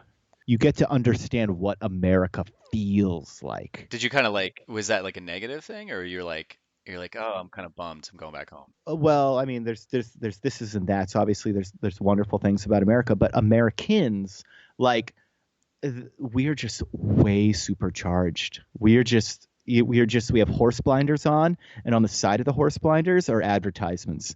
So we're just kind of like, just competitive, and like, I think maybe right now we could get unified, but we're so angry and on edge. And the reason for that is because the middle class is dropped out, and we're working too hard. We're working too hard, and we want credit. And when someone says, I want to work less, we bark at them and go, then you're not working hard enough, because we're so stressed out from working hard. Like, we become the new overworked 80s Japanese man. Well, it's funny because I live in the whole solopreneur entrepreneur world because of just like working for myself, but I get caught up in these books and these people that go around in the beginning when you're doing it. You're like, here's the success book and here's how you get successful. So you buy into the bullshit, and then you hear the repetition, then you see other people trying to rip them off, and you're like, okay, wait a minute, you're just selling me fucking air right now. You're not selling me. Exactly. Yeah. I mean, all of it's just a business. Well, then it's like it's also becoming like stardom, where like Gary V, this guy Gary Vaynerchuk, a lot of people, if you're into business, like you watch this guy because he's like a fucking rock star in business, but everyone's trying to do this because they want to be a speaker and talk about this. So it's like it's like a persona they want to get now, because they're like, I have a business and I made this much, and they're like telling you how much money that they quote unquote made, and then just so they can like sell you their crap. Snake oil. Snake oil. Yeah, Let's do it's snake oil. yeah, and then it is but there's like this hustle side to it too, where they're like, "Oh, you're not fucking working your ass off right now? Like, what the fuck?" And you're like, I mean, like my friends will like I work for myself, and like my friends will be like, "Wait, you're stopping at 3:30?" I go, "Yeah, I'm gonna go drink because I don't care to work until 9 o'clock at night, because why the fuck would I do that? I'm doing this for pure freedom, and sure, I don't make a lot of money." But I also do this that I can stop and go hang out with people and decompress. So Right, that's what I'm right, gonna right. fucking Yeah. do. I mean, I am quite a workhorse, meaning like Chris Rock said it really good, and so did Cat Williams, and that's like, you know, you don't want to, when you have a job, the clock goes really slow, but when you have a career, like something that you work for yourself, the days go by too fast. Like, I take pleasure, like downtime, as if I was, I never attached to caring about sports, but like doing mail orders, watching my favorite movies, and like that's a pleasurable thing for me. Like, I'm like, this is so fun. Like, can you believe this person in Colorado wants this record? This is amazing. Well, Do you that's know what I what I was mean? getting Like, to. Like you're attached to your fan. Like I think there's a beauty to that, where there's that you're writing a letter, you're putting something in the lick in the envelope. There's such a physical connection there with people. Yeah, And I yeah. think I think like even now, the fact that you guys do that, I mean, when you guys play shows now, like if you, because you guys were going to do a tour currently with Real Big Fish and that got We canceled, ju- right? no, we got off that Oh, tour. you got off it. Okay, good. But no, but you're right. Perfect timing. Literally, it was like the night of Saturday going into the morning of Sunday that we got home, like the morning of Sunday 4 a.m. And that like Monday, shit hit the fan. Wow. Yeah. So it was. I think we were like the last tour to dock. That must have been crazy too, because you guys were in this shit when it was in America. I mean, this thing's been in America since like November, but apparently, and like Yep. you guys are Yeah. out on the road and missed it, or No, well, no, I was pretty on it because Mark Flynn, who's been in Big D for really long time. I think he left at the Good Luck record, but good friend. We were talking all the time because he lives in China, and he was telling me everything. He was Oh, telling me wow. he was like, you have to take your temperature before going into a grocery store. There's drones going around going, go home. Why are you out? And like, Whoa. so I was telling like Krista and Aaron of Real Big Fish and everybody like, yo, guess what, my friend, and the guys from Keep Flying, yo, guess what, my friend from Mark said this, and this, and this, and this. Like I was kind of like the newsy, the international newsy, getting the news from Mark on Yeah. that tour, and then slowly it started to snowball. But what was really funny is my wife, doesn't watch the news because she take care of her amazing baby, and so she doesn't have time for that shit. Nice. And so she's like, "What's up?" I was like, "Yeah, this coronavirus, huh?" She's like, "What are you talking about?" And then I was like, "Get this," and then suddenly lockdown. So she was beautifully unaware, and then here we are. It's crazy because I've been watching Ben Gibbard on from Death Cab. He's been playing live like every single day on YouTube Live, and he's just doing like concerts. And he was like, "Yeah, I had this crazy flu," and prior to him starting, I think he's going on 2 weeks now of doing this every single day. But he's like, "Yeah, I had this crazy fever for 4 days. I literally thought I was gonna die. I had this insane cough, and then it went away." He's like, "But I can't tell because I don't." Can't take any fucking tests.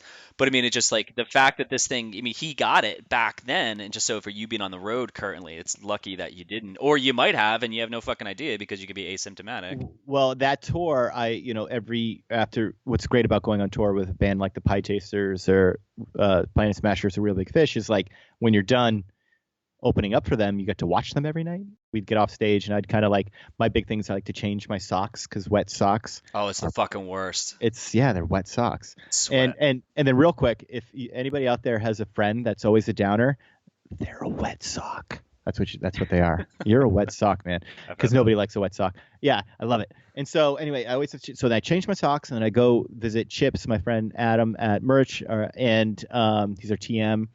And so from there, we're talking about an hour and a half of just watching Real Big Fish and talking to different people at the club and shaking hands and meeting people. So when I got home from the tour and I caught Brie up on the thing, she's like, "Wait a minute, so like, do you have it?" And I was like, "Oh my God, if anybody has it, it's probably me." I was talking to people for like, I was spreading it from city to city. Yeah. But I feel fine, and I felt fine for a while.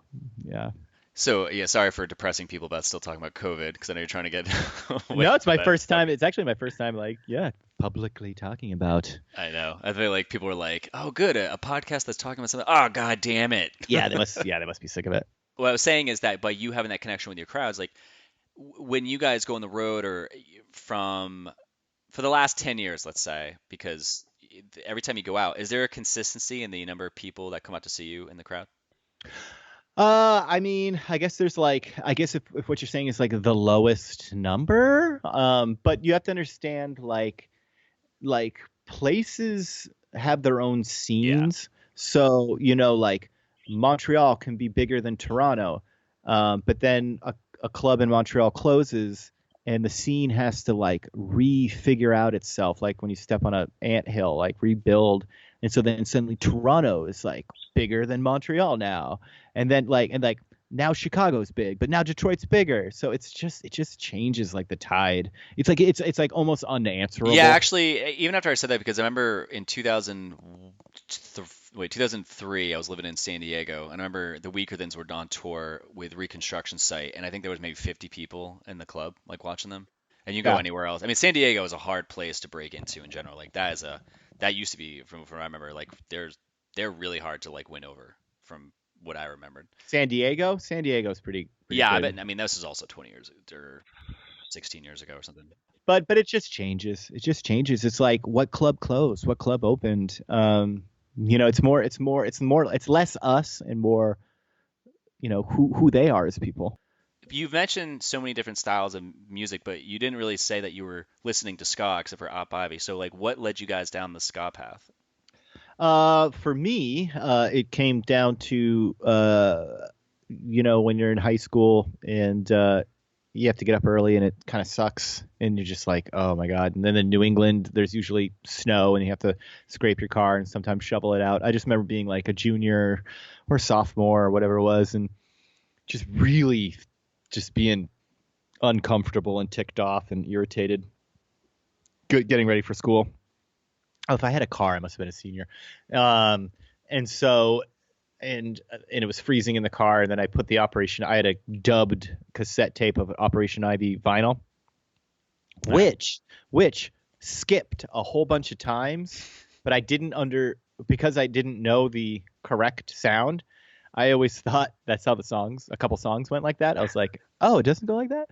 But anyway, and then I remember my mood being like a light switch just right away, in a great mood. And so I remember appreciating so much that Operation Ivy could do.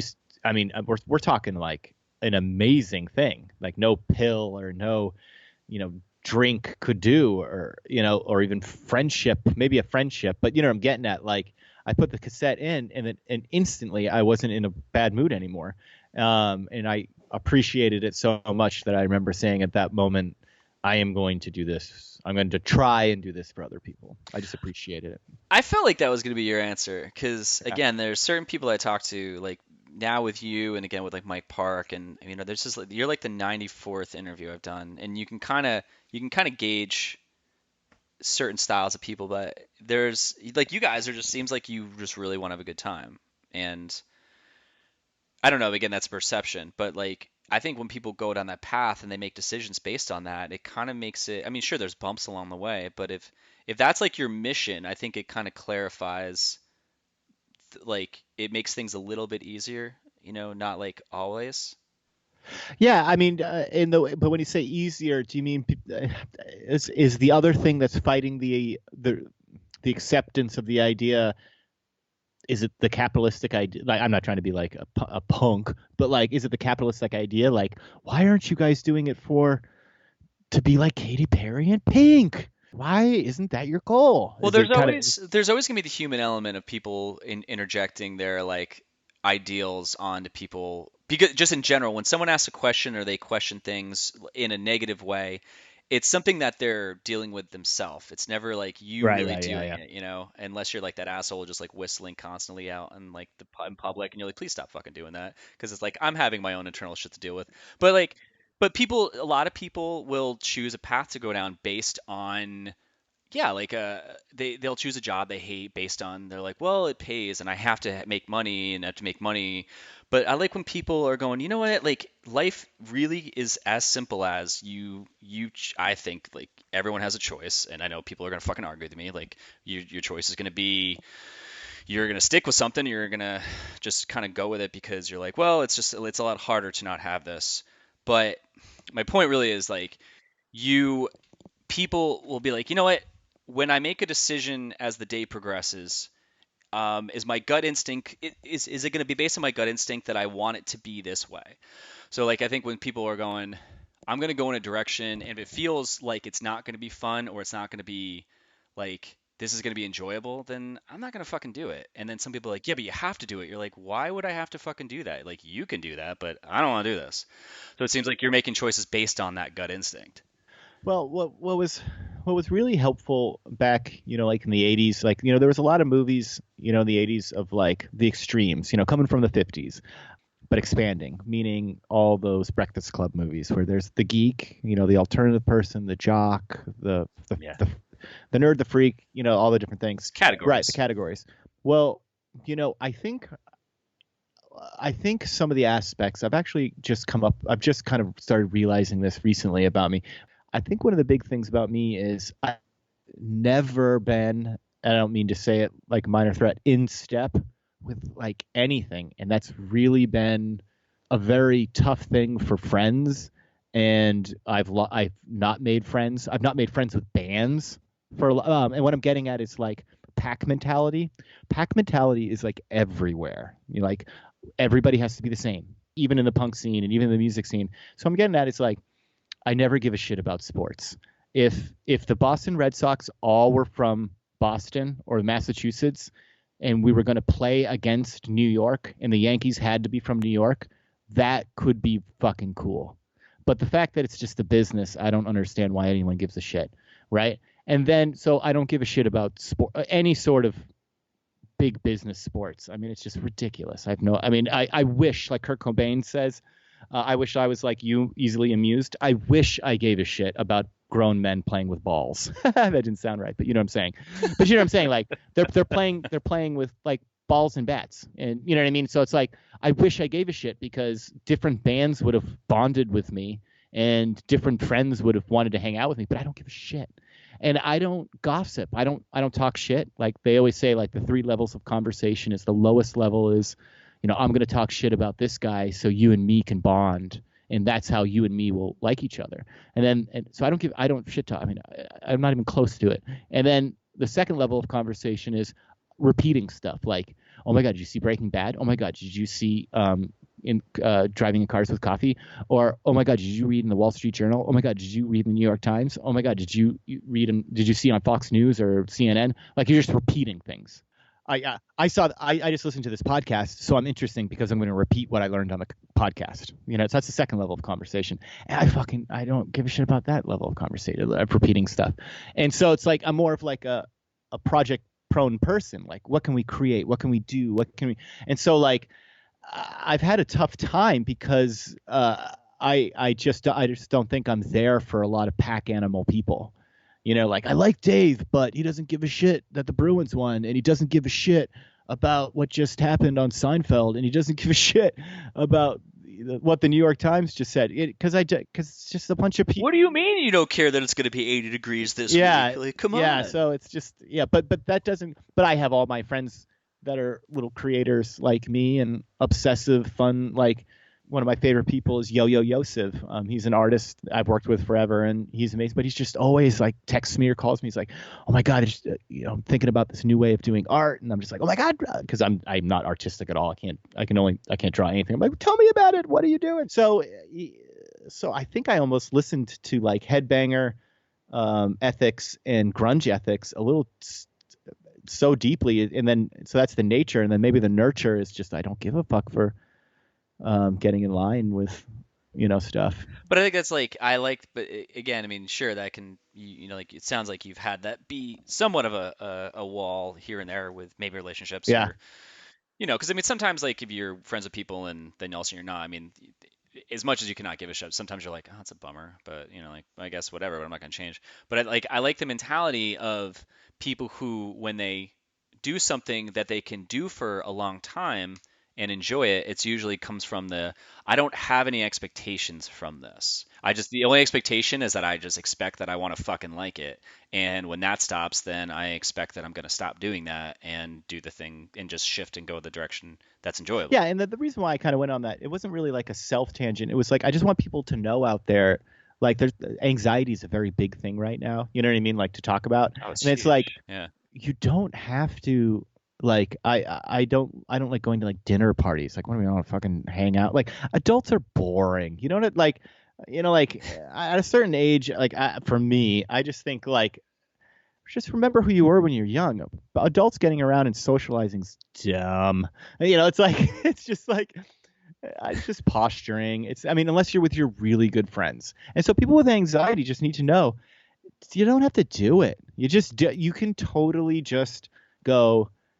I don't want to do this stuff. Even as you like, people are getting older, they have more anxiety. You're right. You're like, well, you don't have to do those things. Just remember how lame older people were when you were young, and just be like, cool. So I don't have to go hang out with those lame people. Awesome. I think the anxiety is that like shit, I have to become that person. I don't want to become that person. You're like, you don't have to, like, but I have to. You're like, No, don't think, totally don't. And don't then the think you world, the do. current society rewards everybody who isn't. Yeah, so I think being a Jones is like a Jones. I think you can just avoid it. Did you ever meet when you guys were actually no, you wouldn't have. You would never would have crossed paths. Do you know Norm from Texas the Reason? You know of him? I know of the band name Texas is the reason. So he was the guitarist, and I did an interview with him recently. I feel like the two of you guys would get along really well. I don't know why. What's his Yeah, name? Norm. Norman. Yeah, What's up, Norm? yeah, I I feel doubt. it. I, I mean, Texas. Did you ever listen to Texas the Reason? I just know the band name. Yeah, they were like really. It was like the emo genre and all that. Yeah. But I think you guys would definitely get along. Nice. You know what? You know who usually gravitates to me is like crew people who work for band, like because I do that stuff for Big D and stuff. Like, I usually get along with crew people and like yeah, guitar players are like rhythm guitar players. Like, you know what I mean? Like, it's what I always think is really awesome, and I think the world should know this. When you play a festival, sometimes you play these festivals, right? And like I don't know if I should use bands. I'll use bands, I guess. So like Sure. Adele is, but I got to use like poignant bands. Okay, so it's like, okay, so Hot Water Music's there, right? And also, I'm just Katy Perry's there, and all the different genres are there. But I always think it'd be so funny for listeners to see videotapes of everyone at the barbecue bar at Warped Tour or something, because all the bands that you think are against each other are totally good friends. Based on their style or their music No, style? like just hanging out and going, "Hey, what's up?" Like, No, meaning like you'd think that they wouldn't get along based on oh, their right, style. right, because Americans like I listen to the Misfits and I do not listen to blah blah blah blah. But then you see blah blah blah and the Misfits hanging out and loving each other and saying, "Can I have your number? And then texting each other on Christmas. Well, yeah. Oh, it's like I remember a couple years ago. Did you guys? Oh, no, you never would have played with Slapstick. They were broken up before. No, but one of Big D's first tours was with the Lawrence Arms, which was Brendan's Yeah. just right out of the oven new band. Yeah. Yeah, my last tour I did was with those guys when they came out with the split with Shady View Terrace and they were You touring on toured that. with Slapstick? No, with Lawrence Arms. Oh. Oh yeah, God, no, I didn't do it with Slapstick. I was That like, would that be is fucking so incredible. cool. Yeah, I'd be like, I'm pretty cool because of that. I'm just kidding. Yeah, Brendan did the thing that the drummer to Helmet did to me, where I was like, finally got the confidence, and I was just like, so like, what was it like to be in Slapstick? Was it cool? He's like, fuck Slapstick, and I was like, okay, thanks. And I did the same thing to the Helmet drummer once. 'Cause I was like young, and I was like, so I'm a drummer too. Like, how much do you practice a day or a week? Like, what do you think? He's like, I never practice. And I'm like, oh, okay, thanks. This never happened. Sorry. Yeah, fucking hate talking to people. The only kind of like hero that like well, not that you're asking me this question, but That's fine. like Yako from Melt Banana is a hero that I've met. Tim Armstrong is in Rancid, and he's a friend and a great guy, but I always look at him as Lint. See, I don't know that. There's a lot of references from back in the day that Lint's the name he used in Operation Ivy. Oh, okay. See, I didn't know that. Yeah. Yeah. Yeah. So I'm like, I know as people listening are like, what the fuck? I'm like, honestly, like, there's a lot of shit from back oh, then that I'm like, nope, don't know that. yeah. I mean, there's no liner notes to sift through anymore. So those are the two people that like. I mean, I think I'm a little bit cooler now with talking to Tim, but every once in a while when I talk to Tim or something, I'm like, I just can't believe I'm talking to this person. Like, I'm never good at talking to a hero kind of thing. I had a couple of those. Like, there's been a couple interviews with people that I got on where I had followed them for really like.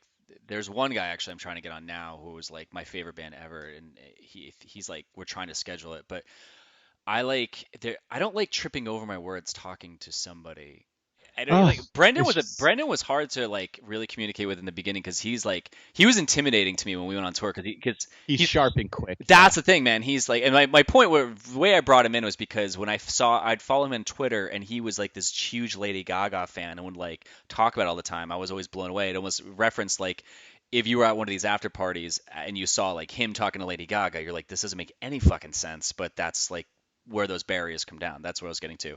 Outside of that, he was like, I remember when we were on tour, like I had a hard time in the beginning. Not like I could easily communicate with him, but it was my ideals were so like immature prior to like going to that tour. I learned so much from him and Chris.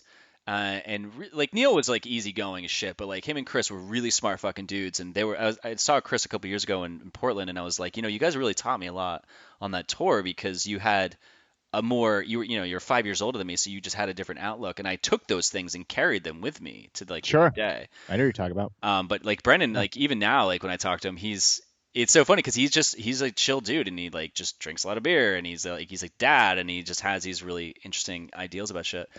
But it's hard because you're like, man, like I don't know if like you think what I'm saying is interesting or if you're agreeing with me or you're just like kind of being like, yeah, I guess, but I'm kind of stuck. I'm in my own world and Yeah, I totally know what you're talking about. Like, yeah, it's like you might be doing a good job. It's like I have this thing where if there was I say that if there was an orange on TV for an orange commercial, right? And we were at the mall and the orange was there, I'd probably be like, yo, dude, that's the orange from the orange commercial. And it's like, do you want to go see it? I'd be like, no, I don't want to go see it. It's the fucking orange. Yeah. Like, I think like, yeah, I just enjoy the wall of not knowing heroes. I don't. It's easier for conversation, because then you don't have to feel like you can't say something. You just treat them as like a fucking human being, which, I'm not really gravitated to it either. Like once we were coming out of a hotel and Keanu Reeves is there, and I love, The Matrix and Bill and Ted's and stuff, and I just walked by and I was like, oh my god, it was like 5 in the morning. First I was like, why is he up? And and then my wife and I were like, we were just girlfriend and boyfriend at the time, walked by, but it's like I don't need to say anything. I'm okay. Like maybe it's because I've been like a dork or a reject for so long that I can get pleasure out of seeing it, and I don't have to engage it. I don't have to have a physical contact with it. I can just be like, wow, that's a really cool thing over there. I still like it. I mean, I saw a couple years ago, I saw Juice from Sons of Anarchy in the mall in New Jersey. Like, he was in Short Hills Mall. I was like, what the fuck are you doing here?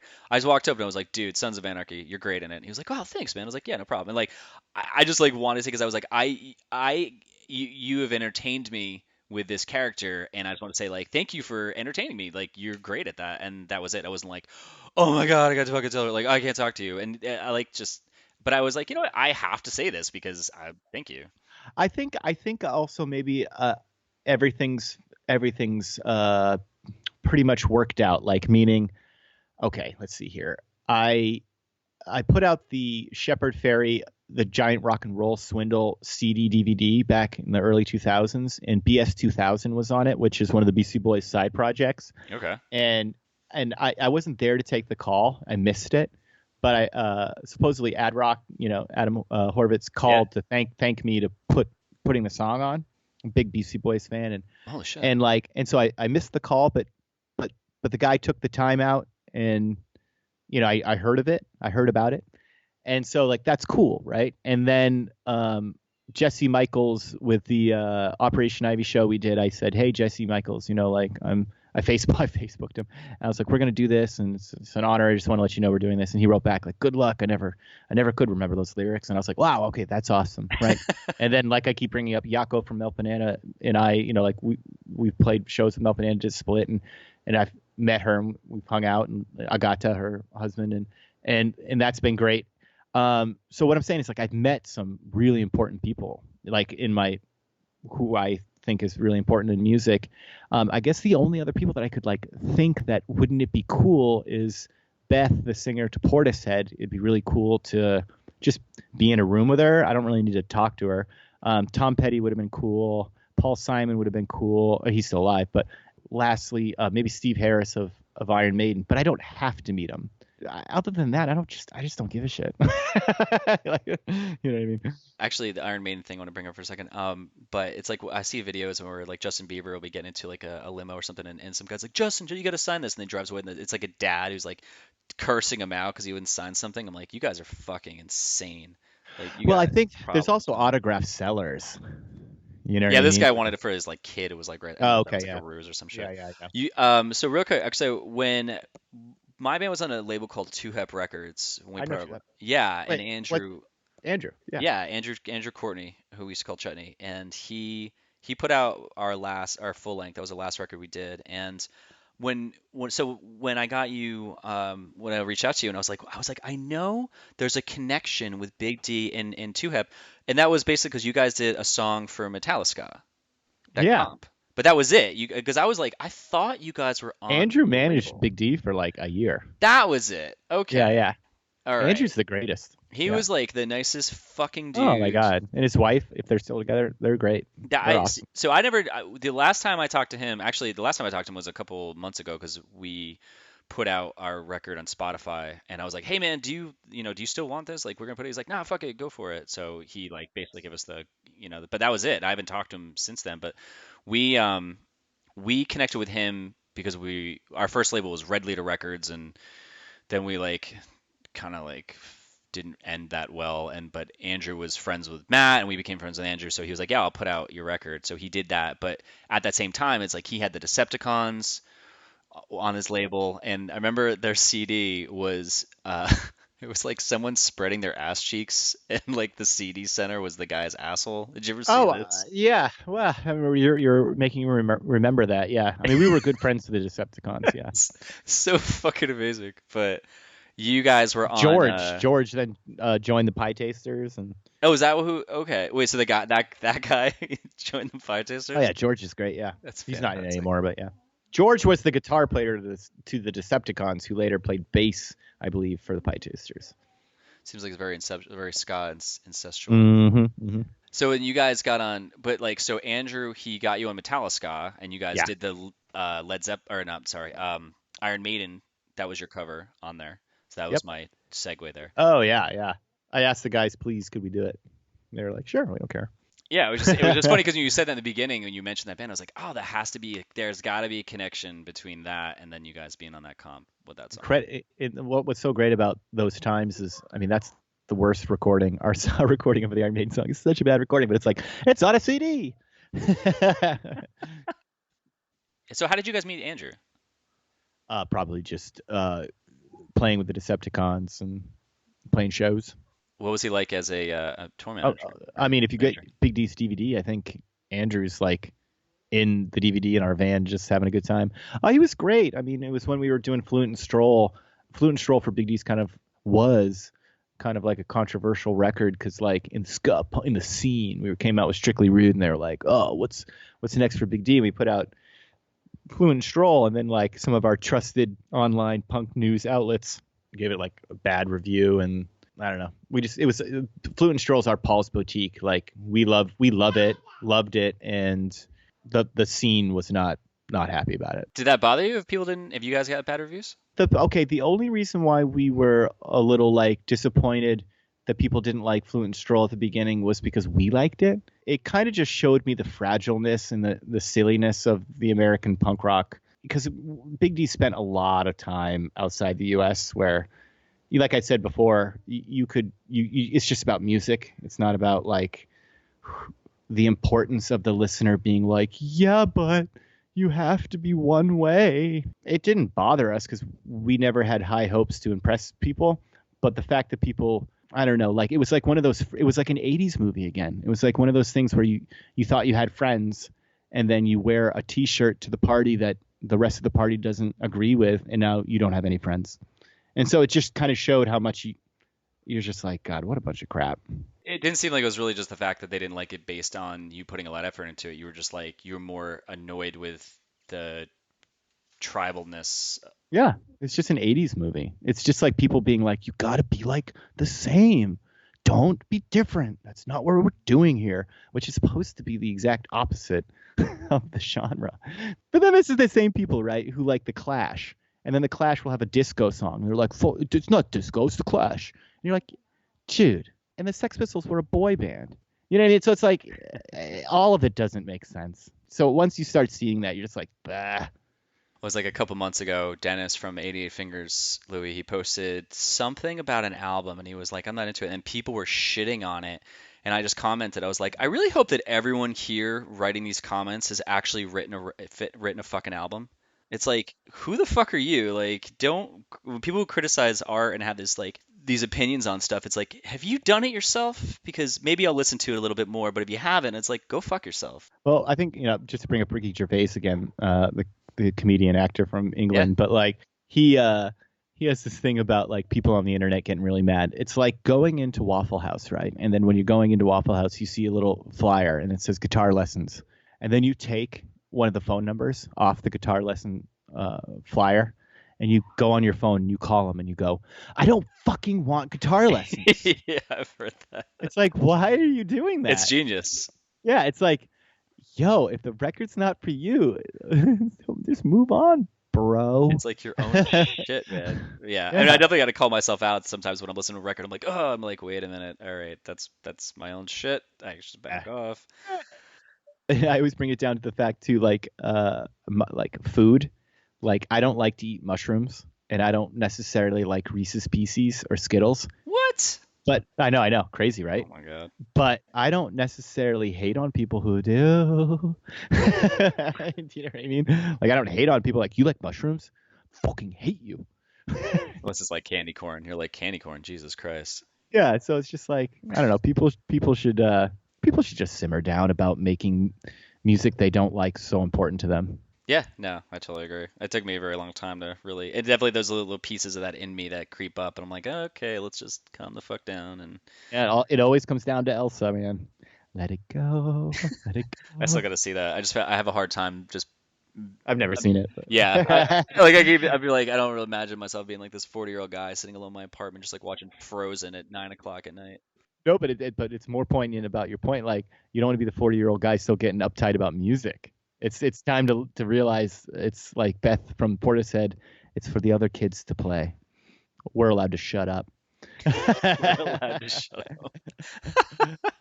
I love it. Well, cool, man. Well, I could talk to you for hours, but I should. But thanks again, man. I know it's two questions before we jump off. One, what would you like to plug? It could either be for you or it could be for someone that you know or love or a foundation. Anything you want to just throw out there that people should pay attention to or check out. I think people should check out. I'm going to say 4 things. I only have 3, but I'm thinking maybe I'll think of one by the time I get there. And that's Keep Flying. It's a really good band. And then there's another band called Secret Spirit out of New Hampshire that is phenomenal. I put out a side band called Cuidado that's really fun. One of my poetry audio book readings is getting put on vinyl, and it's going to be out on Asbestos Records soon. And if you're weird, this is your record. Perfect. Yeah, I think it's like a blender of Jack Kerouac and Pink Floyd. That's dope. Yeah, it's weird. And real quick, the Cuidado, is that Don't Wreck My Attitude? It's like a black and That's white it. cover. Okay, that's on Spotify. Yeah.